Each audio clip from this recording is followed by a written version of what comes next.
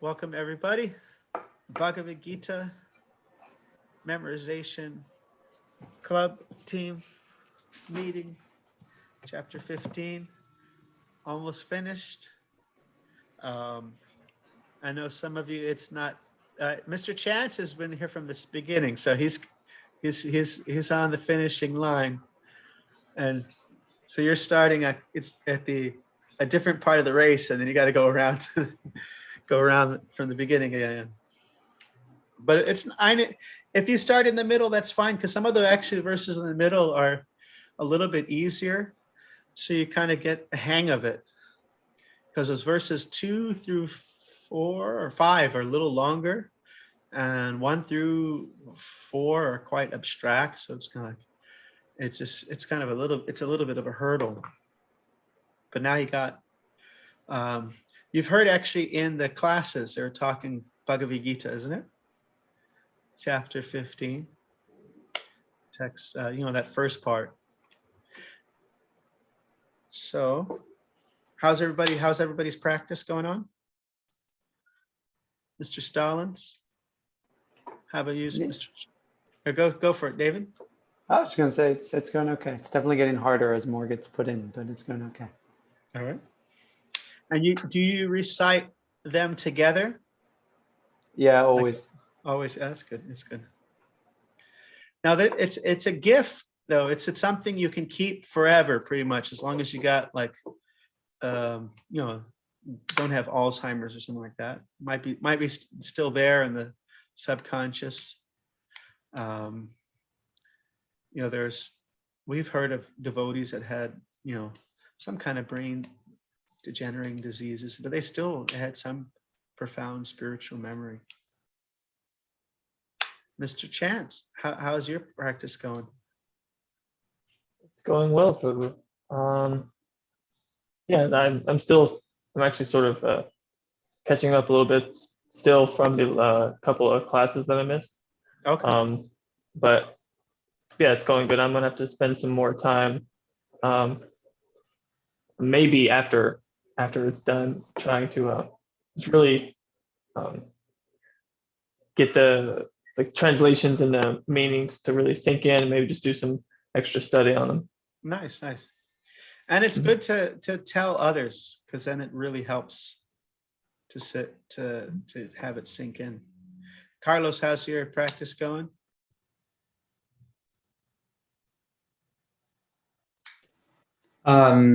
Hello, can you hear me? Yes. Okay.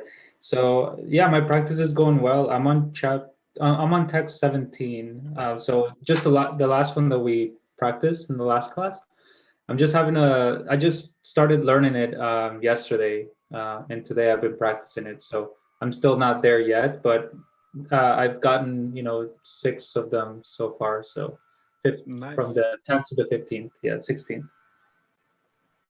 Okay, and Chapuji, how's your practice going? Hello, everyone. It's going good. I think I need to practice more. Take a little bit more of time to look at the meanings of every verse and of every word. Yes. But speaking of Sanskrit, I think I have until maybe 17. Maybe. Nice. Mr. Chance has been very merciful with me. Oh, you guys did some practice? Yeah, couple times. Good.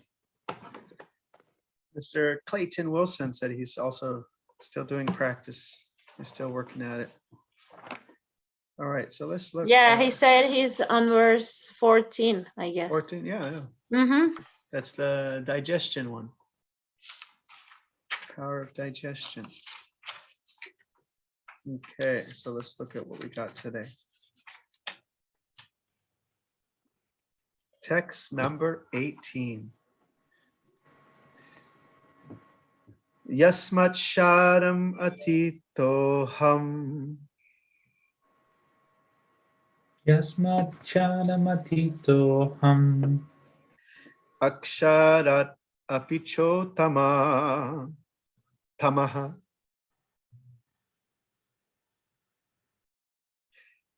atosmi loke vedecha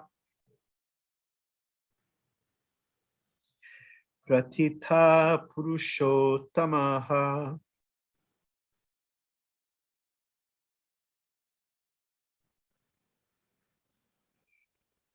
So any words you see that you recognize already?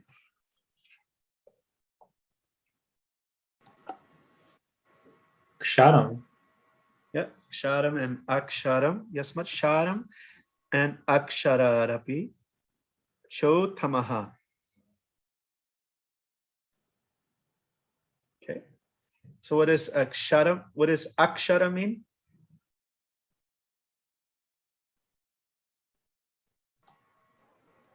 Infallible. Infallible. And sharam is fallible. What other words do you see there?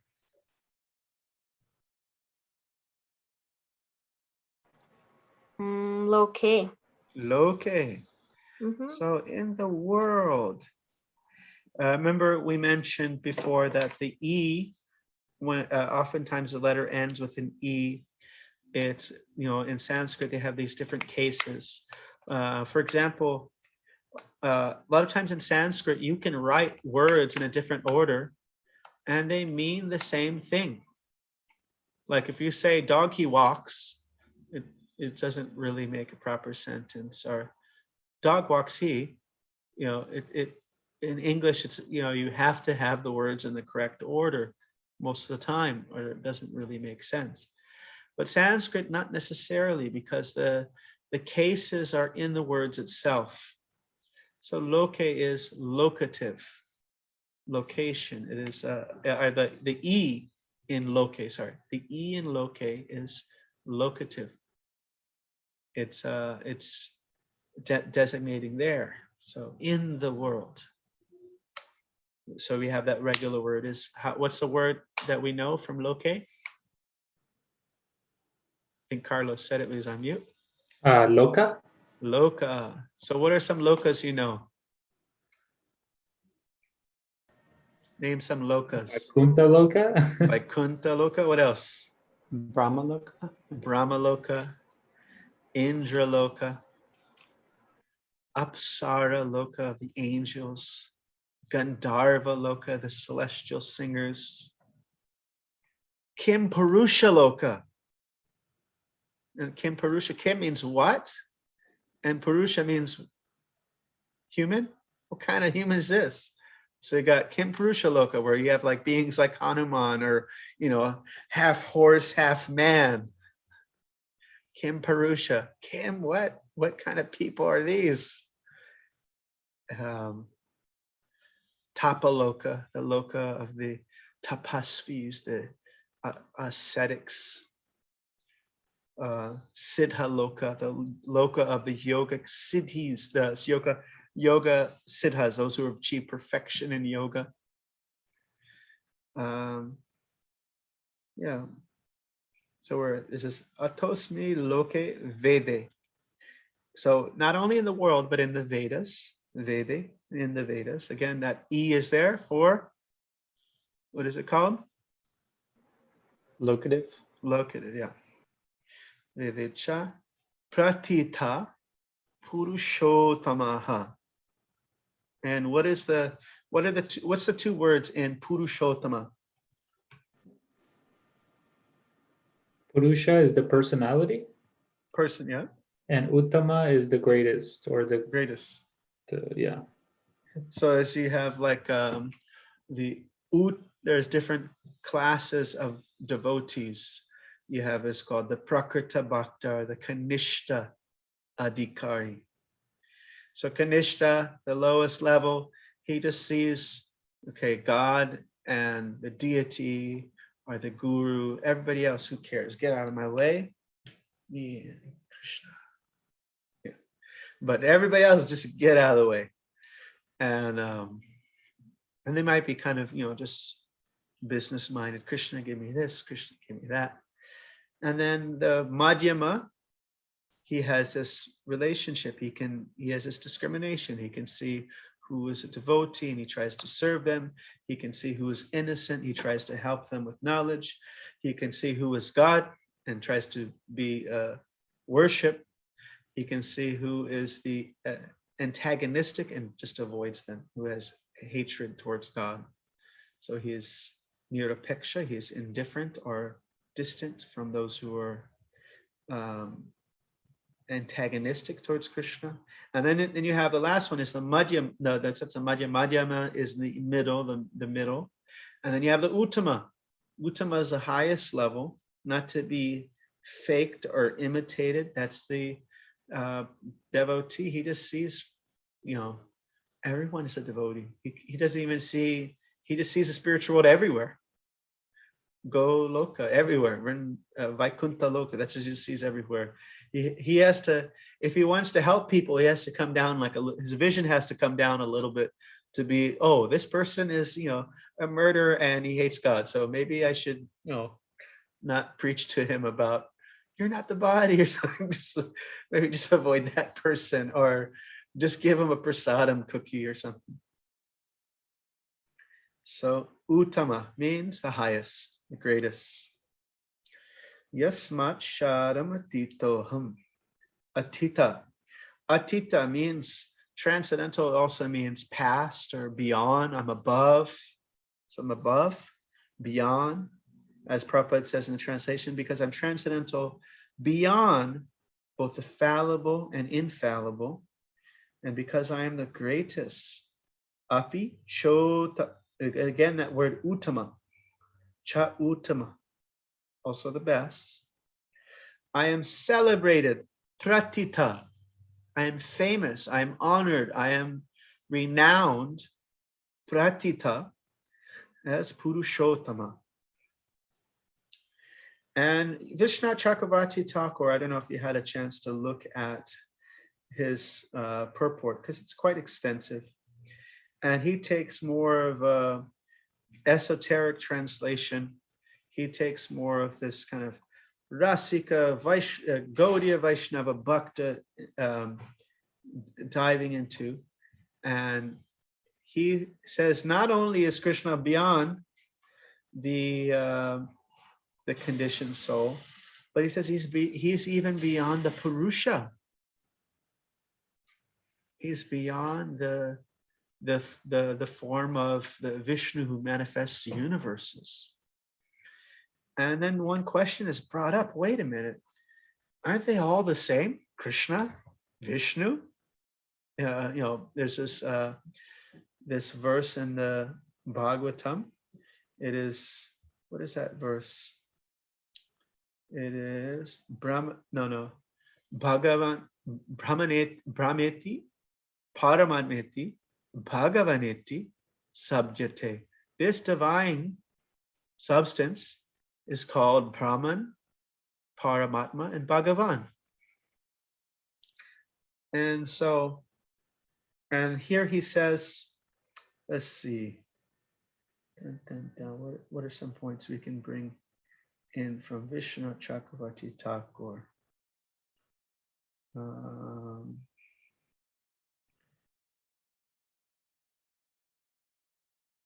Let's see. What is that verse?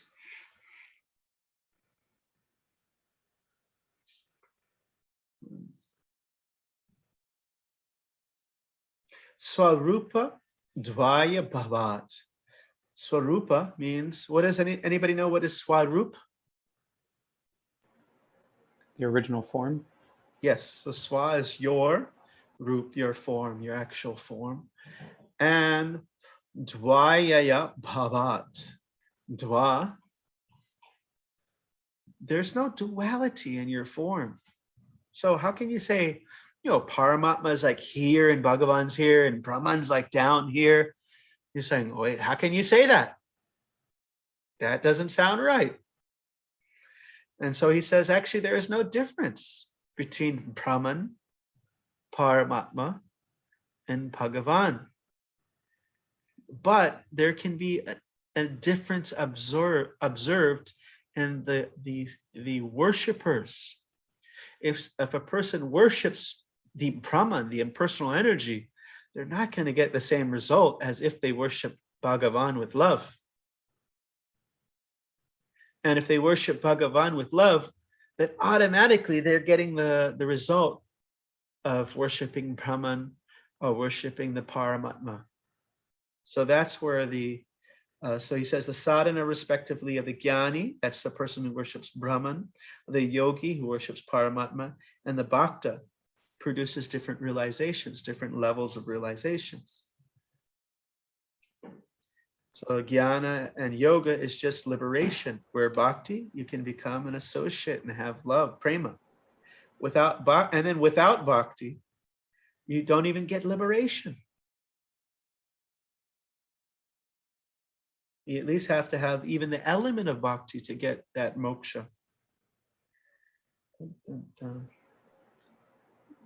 Prabhu, what verse is that in the Srimad Bhagavatam that you're referencing? Which one? The Brahma. This divine substance is Brahman Bhagavatam. Oh, that's in first canto. Let's see if I can find it on the internet real quick. Brahmeti Paramatmeti Bhagavaniti Sabjate. Brahmeti. Let's just Brahmeti Paramatmeti. It's 1-11. Thank you. And here it is.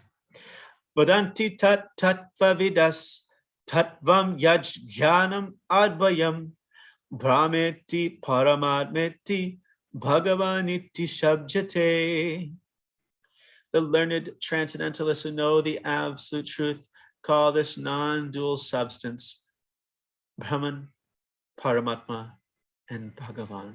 Very important verse. This is like, you're going to learn about, if you're going to learn a Bhagavatam verse, even if you just know half of it, if you got half of it, some people just say this half, and it's not even really that hard because you're just saying Brahman, Paramatma, and you're just putting an eti on the end, not too hard. Iti sabjate is it's called, it's sabda is sounded. So people call this substance, this non-dual substance, this thing called, they call it different things, but it's one thing. Krishna, there's no duality, but there is distinction at the same time, because why? Achincha beta beta tattva, as Raghu sometimes sings. It was a band called Kula Shekhar, and they had a song, Achincha beta beta tattva, Krishna's inconceivable oneness and difference. So there is a duality at the same time, but it is not rejecting the oneness. It's both. And here, Vishwanath Chakravarti Thakur is describing that duality in this sense of not in the substance, but in those how a person approaches that substance as Brahman or Bhagavan or Paramatma. It says that if you worship Brahman or Paramatma, the great goal of the great goal of Brahman to achieve moksha, it's so hard to attain. He said Krishna freely gave that to the demons who tried to kill him. So he's saying, look at this. Like, what does he say? He said, among the forms of Bhagavan, and then he talks about Krishna being the super attractive, supreme attractive, just as a sun is superior to a huge fire. So he says, so if you compare a little lamp or a little candle to a huge fire, they are the same substance. Can't say this one's not fire, but there's a superiority in the ability to relieve pain and cold. The candle, if you're freezing, the candle's not going to be that very effective. Nice bonfire is going to be a lot more effective and dissipating the cold of your body. Well, and then he says, what to speak of the huge sun? And he says, why? Because Krishna gave nirvana moksha, the final fruit of worship of Brahman, even to his enemies such as Aga, Bhaka, and Jarasandha, who are most sinful. So these are, people are trying to kill Krishna, and they're getting, what do they get? They get these things that people are trying for millions of lifetimes to attain, this moksha. He's just giving it to these demons who are trying to kill him. So very attractive personality. Let's see, what else does he say? Like, do you know the story of Kaliya, the serpent? Krishna jumps in the water to fight he had 100 major heads and he had up to 1,000 minor heads. So this multi-headed serpent with poison that's so venomous that the fumes of the air from the would kill the birds flying above. And so Krishna went in there, jumped in the water and started swishing it about. And the guy came out and he was like, "Oh, I'm going to kill whoever's at." He goes up and he sees Krishna and he's like, "Oh, I'm going to kill him." And he was like, "Dang, he's beautiful." he's like, "But I got to kill him." But still, it says he commented that he's like, "Man, he's beautiful." So Krishna is he's just all attractive. So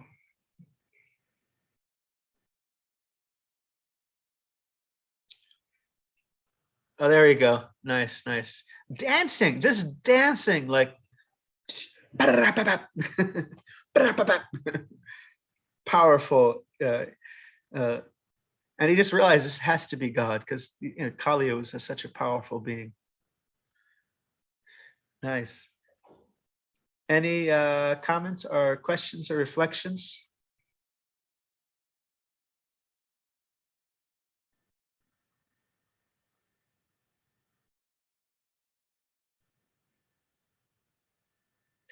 And Bhagavad Gītā, this is also, I think Prabhupada kind of hints at this in the purport, but it's kind of confusing. I read it. It says the word loke signifies, quote, in the Purusha Agama, the Smriti scriptures, and he quotes a statement. Usually when you want to explain something and you say, "Oh, this word means this," then you need a dictionary. So Prabhupada refers to, there's several authorized traditional dictionaries. One of them is called the Nirupti Dictionary. Lokyate Vedartonena. And so the word loka also means a category of scripture called smriti. So here I'm going to celebrate the Baladev Vibhushan is the smriti and the shruti. These are I'm celebrated in the Vedas, which is the Shruti, and the Smritis as the Supreme Person. So the word loke, Prabhupada hints it in the purport, but doesn't really put it in the translation because this is kind of like something that's like a more hidden aspect. So everyone understand that? Do you get what the Shrutis and Smritis are?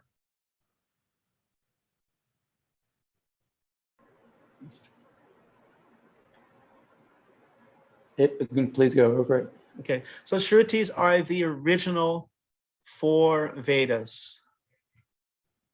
And Upanishads fit into that category as well, because a lot of the Upanishads are directly derived from they're found in the 4 Vedas.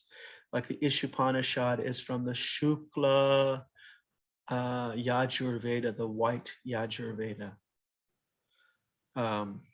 So Shruti is that which has been heard. And Smriti is that Smaranam. Does anybody remember what that means?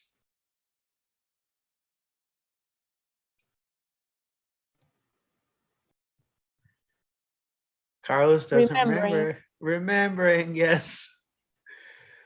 Yeah, what does he say? Sarvashchachaham Hridi Sannivishta Mata Smriti Jnanam Apohanam Cha. So Krishna just gave the apohanam instead. He gave the forgetfulness. Thank you, Krishna. You gave me the forgetfulness. The smriti. So smriti also refers to that genre or that category of literature that's called that which is remembered. So I believe that's the Puranas and some other literatures. So you got the Vedas are like the 4 originals, and the Smriti, usually in like Hindu culture, Vedic culture, the Vedas are most authoritative. Like you can't, if you're like in some debate or something, you can't just establish your point just on the Smriti. You have to really get to the heart of the Shruti, the actual more classic, more older literature.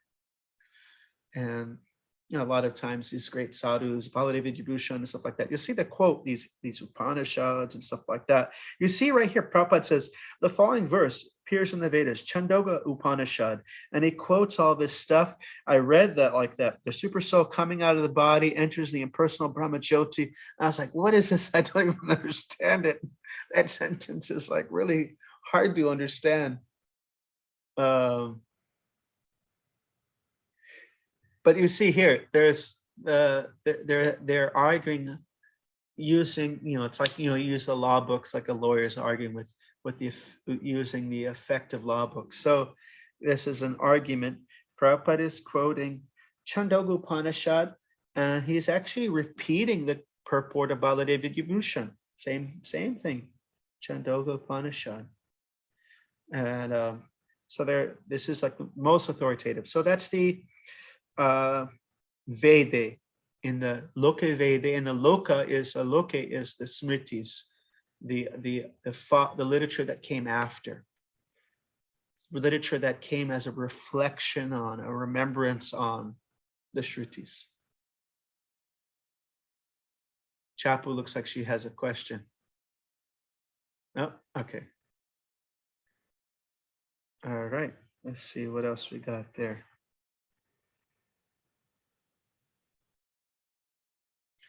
I'm just looking at these purports. Speaking of Shrutis and It says Smritis, in scriptures written by men, Smriti. Smriti was written down by Veda Vyas, but the Shruti is something that is said to be authorless. It is eternal and authorless. Yes, no dance chance. I was going to say, speaking of the Smritis and Shrutis, do you remember, can you Smriti a talk you gave? And I was on YouTube, and I just searched your name so I could quickly find the channel to look at one of the past memorization videos. Yeah. And then a couple of videos came up of some talks you had, I think some stuff you had done. I think it was a kirtan, and there was a talk you had, a quick like 3-minute talk you had given on a subject. I think it was like in 2001. Oh, okay. It was on a video by like a channel like Rupa and Gita, Okay, yeah. something, and like all of these videos were from them, but yeah, it was like from 2001. It's like 3.5-minute video of like a talk your 20-year-old younger self had given. Maybe 2011. Maybe. Yeah. Well, yeah. It might have been 2011. Yeah. Yeah, I thought you were very, very lucid, very clear, just as you are now. But I thought it was interesting to see an older video of you giving a talk then. Were you what time was that in your life, would you say? Like, had you like just been a that's probably sometime after because Rupa and Gopis, both Rupa and Gopi and myself, we moved to Dallas around the same time, 2005. I think they moved here 2006. So it's probably a video on their channel, because he used to do a lot of the videos here in Dallas at the temple and different events. And I moved into the temple as a brahmachari in 1999, the day after Valentine's Day. You want to hear the story? Yeah, the video. Sure. Okay, I'll tell a story really quick. So I had three things that I wanted. So I started going to the temple in 93, became vegetarian in 93, and started like going. If someone asked me like what your religion was, I was like, I don't have religion, but I'm checking out Hare Krishna.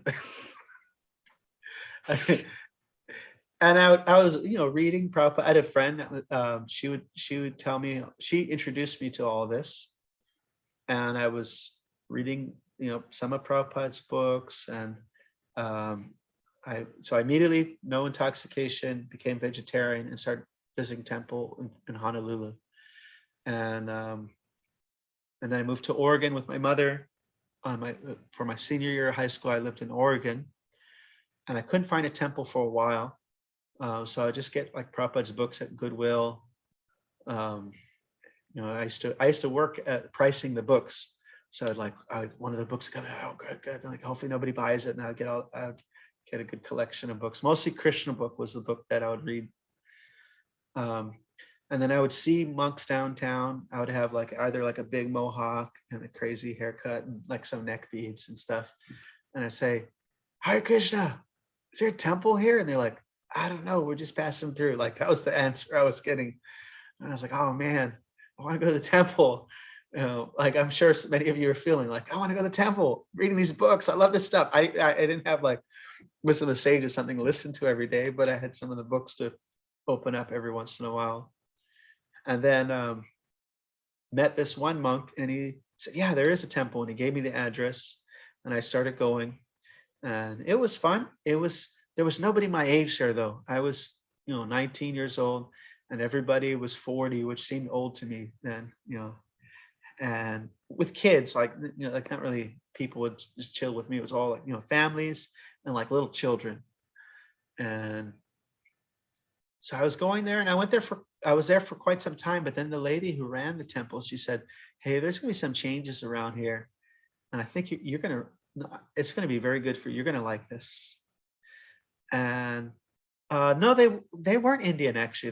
They were disciples of Prabhupada, and there might have been like one Indian family. It was all Westerners. Yeah, they're all local Portland Oregoners, but they're all older than me.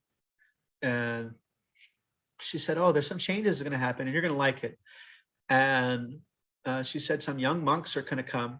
She said, we're going to retire, and they're going to open a new center, and it's going to be a blast. You don't worry about it. So I was downtown, and I was at a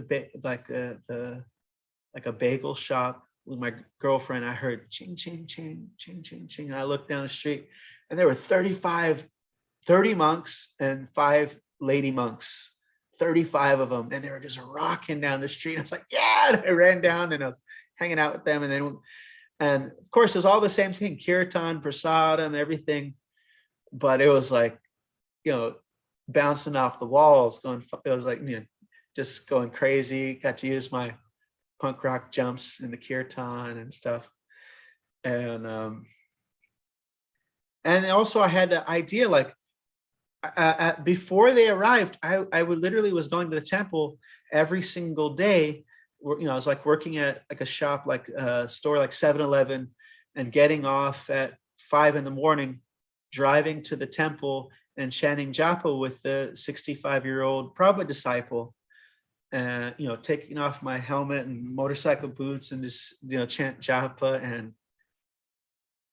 But it was, I was going there, but I was like, it's in that kind of subconscious, what else can I do? Like, I can't live with these old people. It's not like, it didn't seem like there was a next step for me. And when I saw these young guys, I was like, oh, this is what I can do. Like, these guys are having a blast. I could do what these guys are doing. And so I wanted to do that. But of course, I had my attachments. I had my girlfriend. I had the house that I lived in, which was it's a really good deal. It was like a 4-bedroom house split between three other vegetarian roommates, and it was $600 a month. So you do the math, it's like super cheap, and we arranged like this whole food program. We barely spent anything on food. And, it was a 2-story house, and I was attached to that. And my motorcycle, I was attached to my motorcycle. Actually, it was a new motorcycle. It was like this 900cc Honda CB 1980 or something like this, big heavy motorcycle. So I crashed the motorcycle, because if Krishna loves you, if he likes you, he gives you everything. But if he loves you, he takes everything away. So you got nothing but him. So crashed the motorcycle, and it was a bad crash. It got all messed up. It was going to take a while to fix. The roommates, they weren't paying the bills, and all the bills were in my name. So that was getting frustrating, because they getting flaky on the bills. Mr. Bailey's coming in right now.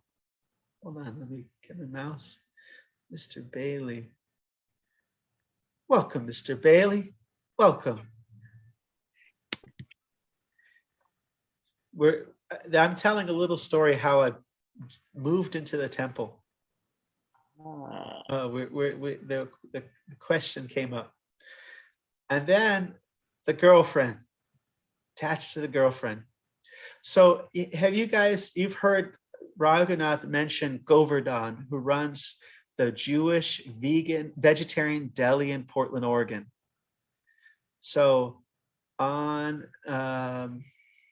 Valentine's Day, I went to a program at his house, 1999, Valentine's Day. He was a friend, and he had kirtans at his house every once in a while. So I went to the program at his house with my girlfriend, and we had nice, she would go to the temple. She liked it and everything. And I was just saying that, Bailey, you missed the other two, the 3 attachments that were holding me back, because I wanted to move in the temple with all the young monks because they were having a blast. And I was already going to the temple for some years, and to a point I was going every day. But when all these young guys, 35 monks, 30 guys and 5 brahmacharini ladies living in the temple came and moved and settled in Portland, I was like, man, these guys are having a blast. I want to do what they're doing. But I had those attachments that were holding me. And so we went to the program, and after the program, she wanted to go some stupid party. And I was like, I don't want to go stupid party. I'm sure you guys are in that circumstances too. Like, somebody invites you, you're like, I don't want to go to a party where everyone's drinking, and I don't want to. We just went to this was nice, man. Why do we want to go to that stupid party? And so went to the party, and she got drunk, and she started kissing this girl, and she said, I'm going home with this girl. I said, I'm joining the temple. And I walked home like I had I think I had japa beads on me, but I chanted the whole way, and I walked like 5 hours home, and I called him up and said, pick me up in the morning. I'm joining. And so that's how I became a monk. And wonderful story, Prabhu. Thank you for sharing. Welcome. And then 2 years later, I sold a book to my wife to be in the subway of Times Square. And she has her whole story too. That was a cool one. And I did share the video. It was from 2010. Nityananda Chandradas on public chanting of the holy names. Oh, okay. This is the Unitarian Church. Okay, cool. I have a couple videos that I could say I'm proud of. I'm not supposed to have pride, but what can you do? Is we did several times. We did what I call is prayer for the mayor. We were invited by the Dallas City Council to do the invocation, and so if you type prayer for the mayor Nityananda, I'll be there.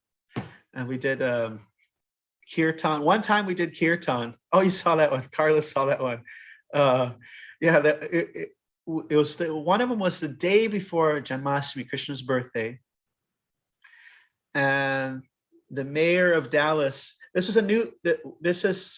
We've done it for 2 mayors so far. I haven't done it for the present mayor, but the mayor of Dallas. This was the new one. I think it was our first time working with him, and somehow I always give temple tours, and I get students come to the temple for their college projects, and we have what is called a temple tour, which is basically Bhakti 101 class, and we tell them about the paintings and stuff like that, but it's a whole introduction to karma, reincarnation, Bhagavad Gītā, Srila Prabhupada, everything. And one lady that I did that for, she ended up being the secretary for the mayor, so she called me up and kind of gave a recommendation. And so this was the second mayor that she was still working with. And they have like a little bio that they keep on file.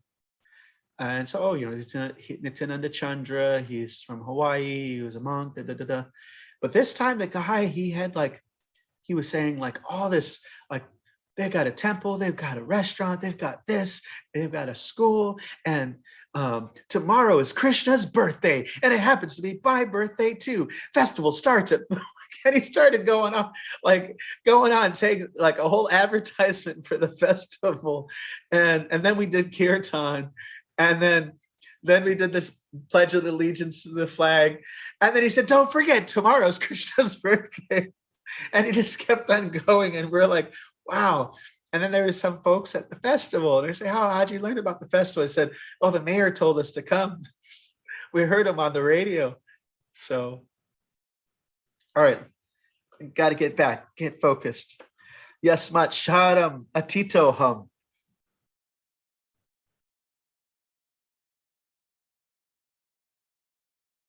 So everyone got the basic points. So you got, because he's beyond atita, he is beyond, thus transcendental, to the kshara and akshara, and he is that uttam, he's the best, or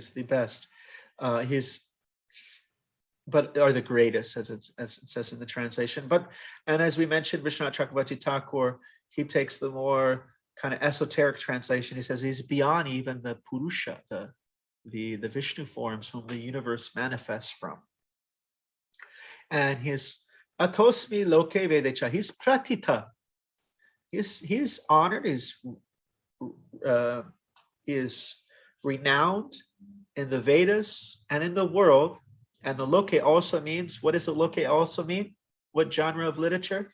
Does anybody remember? The Smriti.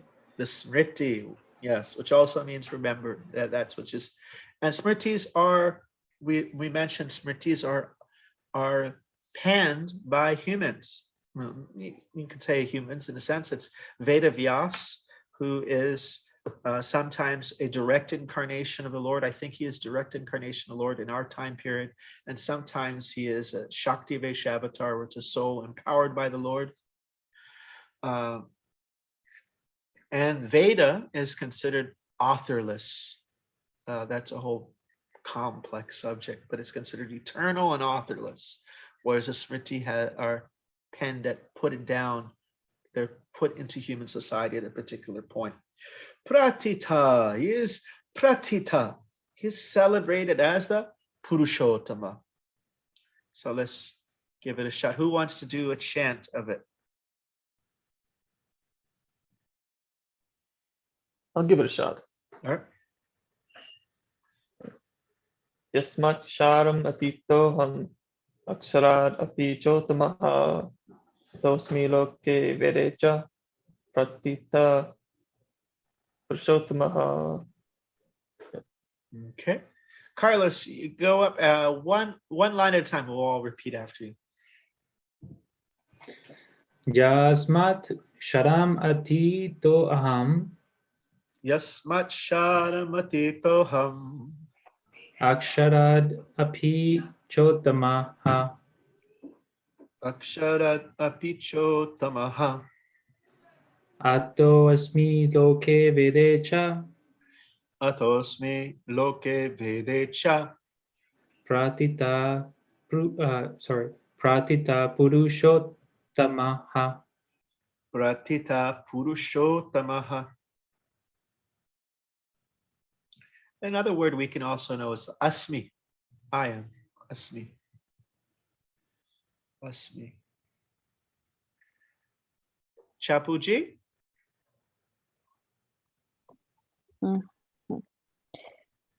Yasmaksharam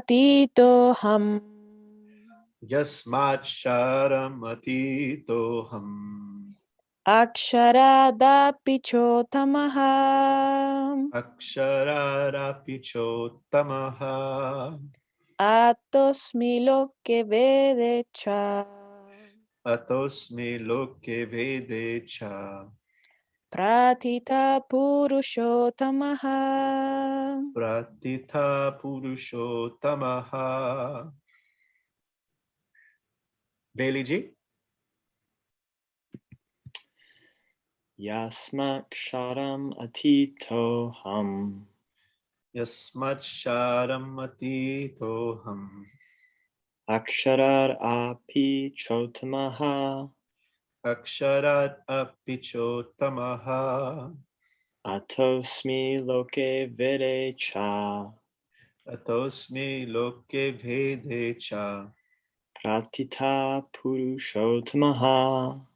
Pratita Purushotamaha. Stallings-ji? Yasmaksharam atitoham. Yasmaksharam atitoham. Aksharat api chotamaha. Ksharat apichotamaha. Atosmi loke vede cha. Atosmi loke vede cha. Pratita purushotamaha. Pratita Purushotamaha. Yasmaksharam atitoham. Aksharat apichotamaha. Atosmi loke vede cha. Pratita Purushotamaha.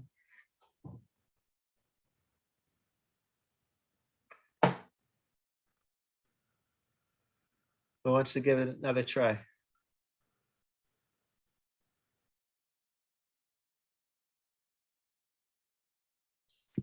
I guess I will. All right. Yasmaksharam atitoham. Yasmaksharam atitoham.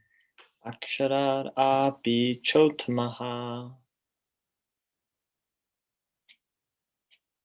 Atosmi loke vede cha.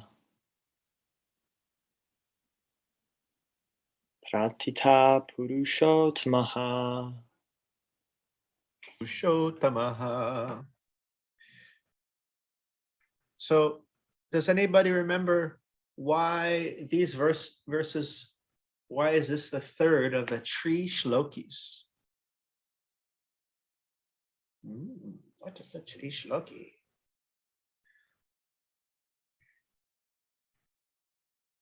Stallings-ji? Mr. Chance? Is it the third verse of Krishna describing the three worlds, like the entities, I guess? Three entities: living, no. earth, valuable. No, okay. I've no. Nice. Carlos-ji? Is it because this is the ultimate, like the result of all knowledge that we apply, and then we get to this knowledge? Oh, you're getting close there. Getting close. Chapuji? I'm not even going to try. I don't know. I believe it's described in the purport of verse 15 as an introduction to the next three verses, or the last five verses. But the first three are in one category. And that category is called, The essence?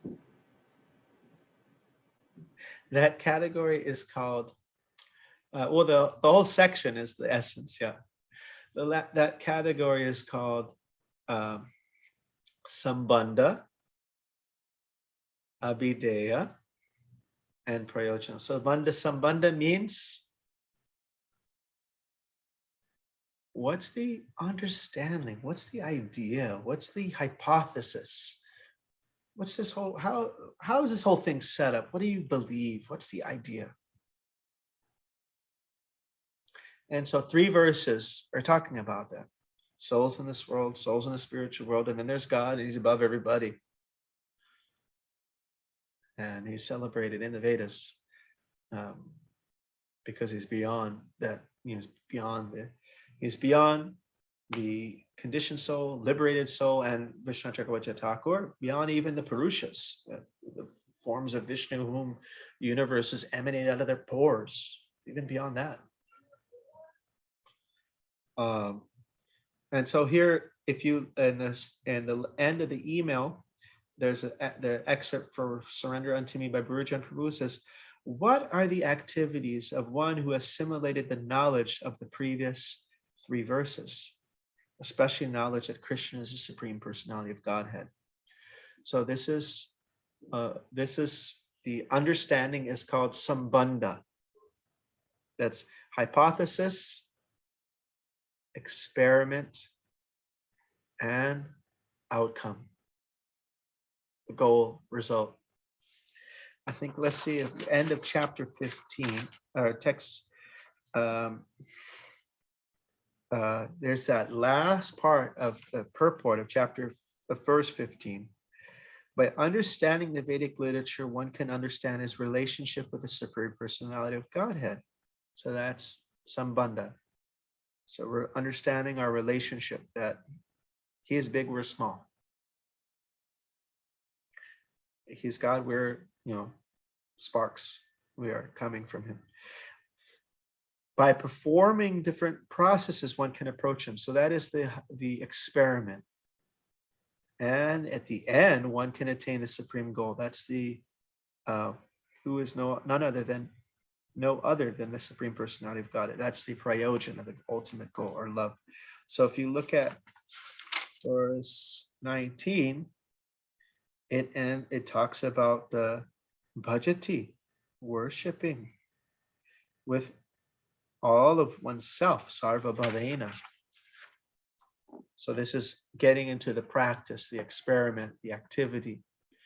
The verses 16, 17, 18 are laying down the philosophical foundation. There's the souls in this world, souls in the spiritual world, and above there's God. And when you understand that, then what do? That's verse 19. And if you do that, what's the end game? That's verse 20. So, hinted in verse 20. Any questions? So wait, Prabhuji, so you mentioned 18, 19, and 20. These are the last 3 that No. The first 3 are Sambandha. The 4th one, text 19, is Abhideya, the experiment. And the 5th one is the goal, prayojan, the final result. Okay. And so we have to look at 20, how prayojan is there. It's a little more obvious how the practice is there in the next verse, number 19. Chandra, I do have a question. Yes. This study that we are doing about Bhagavad Gītā is maybe like a practice of Sambandha. Sambandha? It is also part of devotional service, but we're building our understanding by which we can, if we don't have knowledge, and we won't know how to apply ourselves in devotional service. So we have to have that, some sambandha. Krishna is God, we might do arti to the carpet. That's it's all just because it's all like we said. There's no difference. There's no duality. Remember we mentioned earlier. There's what's that? What is Vishwanath Chakravarti Thakur said? Srupa dvaya bhavat. There's no duality in your form. So the carpet is Krishna. But we step on the carpet, but we don't step on the deity. So there's some difference there. Because if I worship the carpet as the energy of God, the result that I get is very different when I worship God as a supreme person with love. As we, even as we mentioned earlier, even the demons who come to attack and kill Krishna because they're relating to him on a very personal way, they get much bigger benefits than those who worship him in the impersonal way. Even the demons get liberation, the great goal of the Brahmavadis. What does it say? Brahma Nirvana. Just by coming to Krishna with anger and hatred.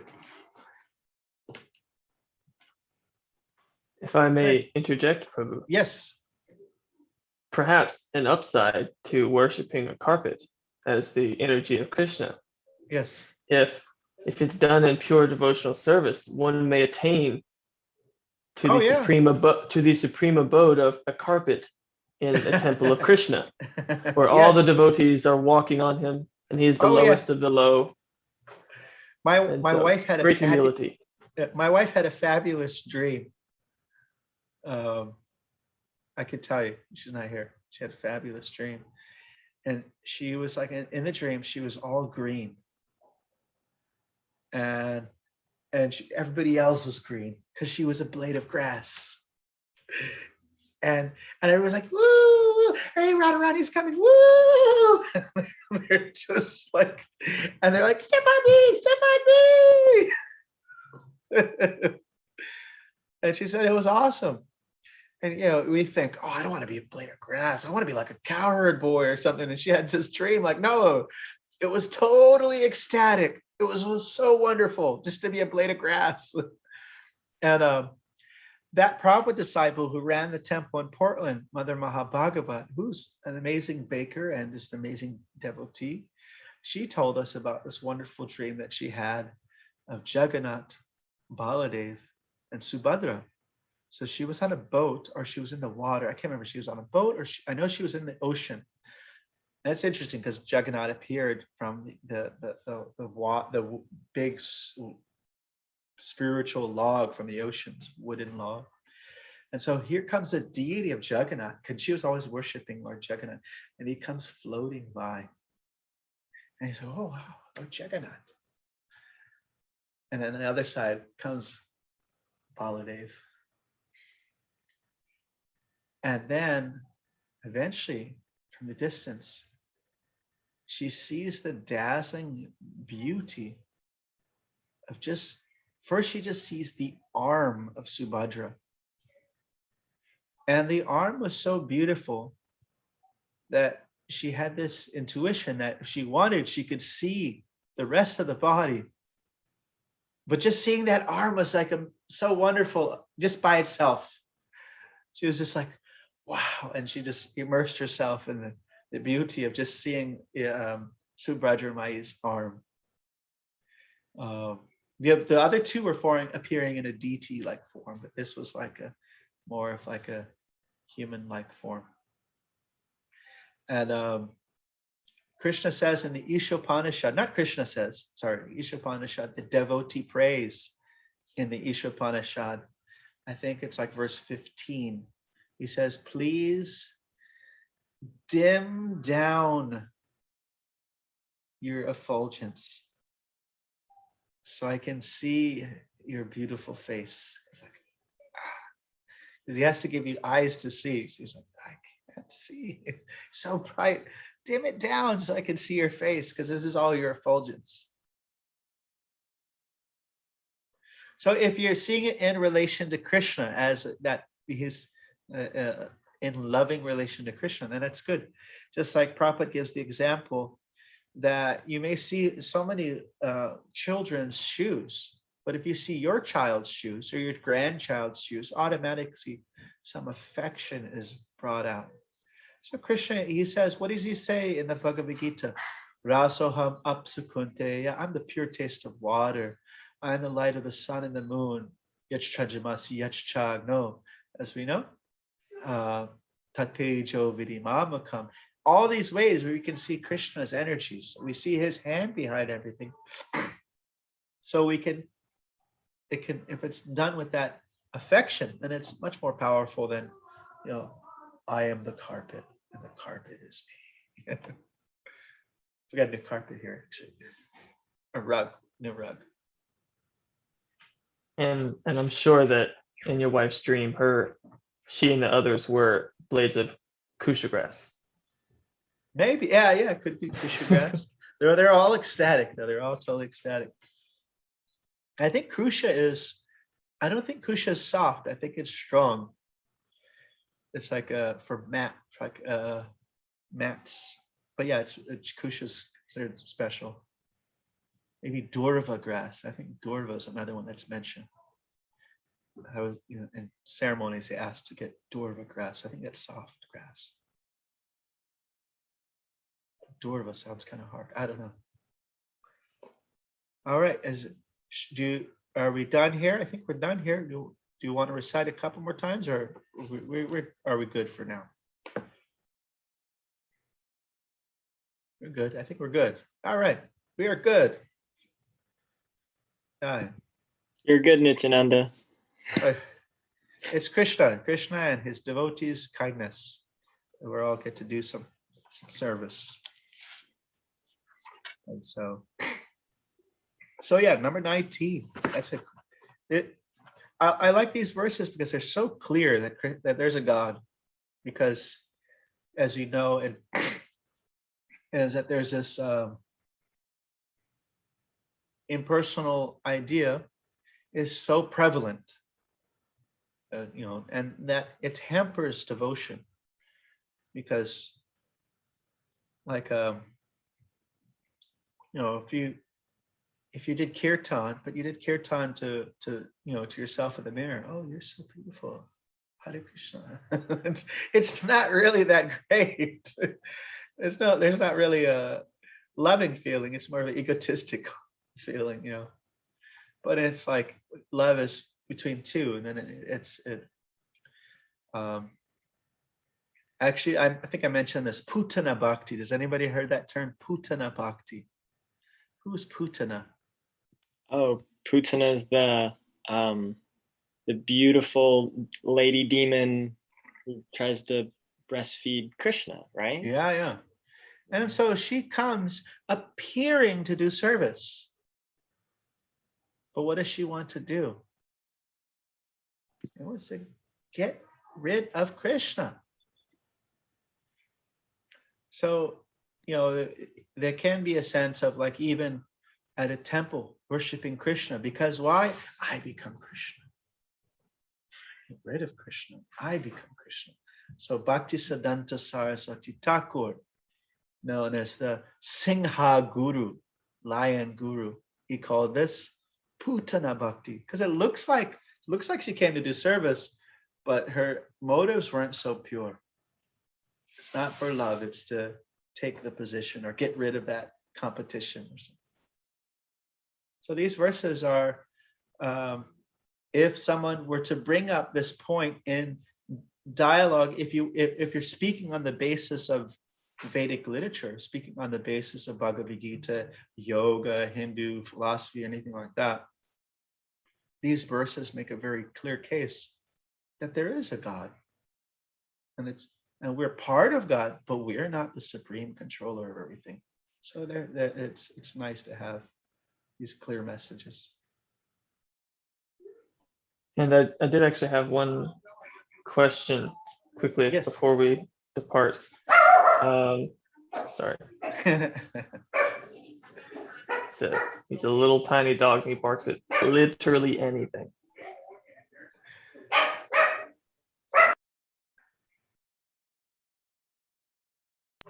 Okay, I think it's settled.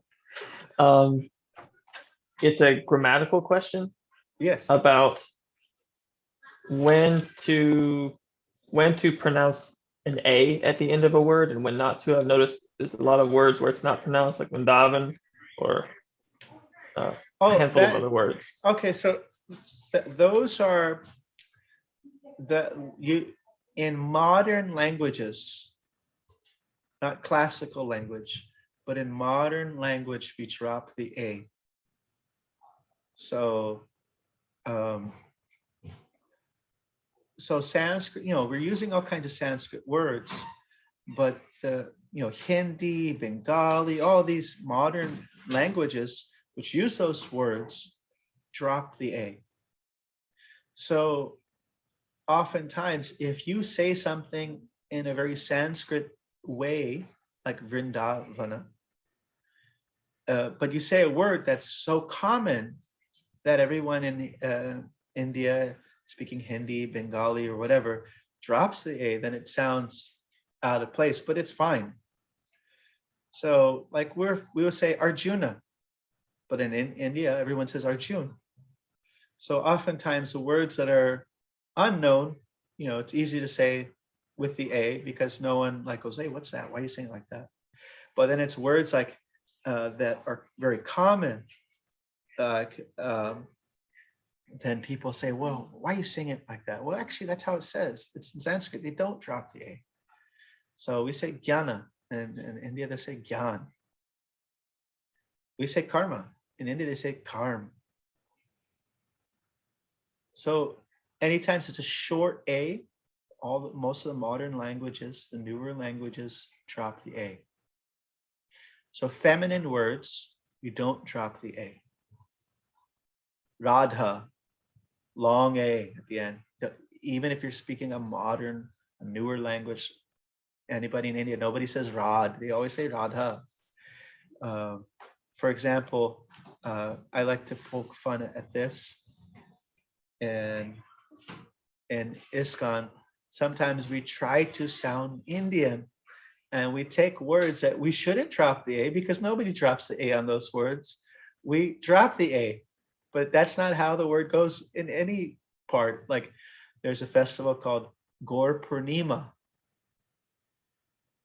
Purnima is full moon. It's a long A at the end. It's feminine. And so everybody in India always says Purnima, But we're like, okay, we dropped the A's. So let's say Gaur Purnim. I'm sure you heard that. It's like, that's not we just made up a word. Or parikram instead of parikrama. So sometimes we try to sound Indian and then we mess up the word. It's like nobody ever says Rad. They say Radha. Or seat. They always say Sita because it's a long A's. So in India, just the modern words, not modern words, modern language, the newer languages drop the A's. And Sanskrit doesn't, you don't need to drop the A at all. It's very simple. It's just as is. And it's a little easier for these terms that are not used so often. Like you've heard this term bhav, probably bhav. We say bhava, bhava. All right, I'm just looking at the purport, achut bhav, achuta bhava. So, yeah. So it's just more like a Rama, like Rama and Ram. Yeah, and actually Hare Krishna mantra, it's a 32 syllable mantra. So it's better to chant Rama because you're getting all syllables there. And it's not a Hindi mantra. It is a ancient Sanskrit mantra that is not supposed to be changed over time. So, and sometimes it's singing, or sometimes we're chanting fast or something, and it becomes hard to do, or just don't want to freak ourselves out. But yeah. All right. Okay. Om Tat Sat. Thanks a lot for all of you doing your hard work. Hare Krishna. Hare Krishna. Hare Krishna. See y'all later. Hariya.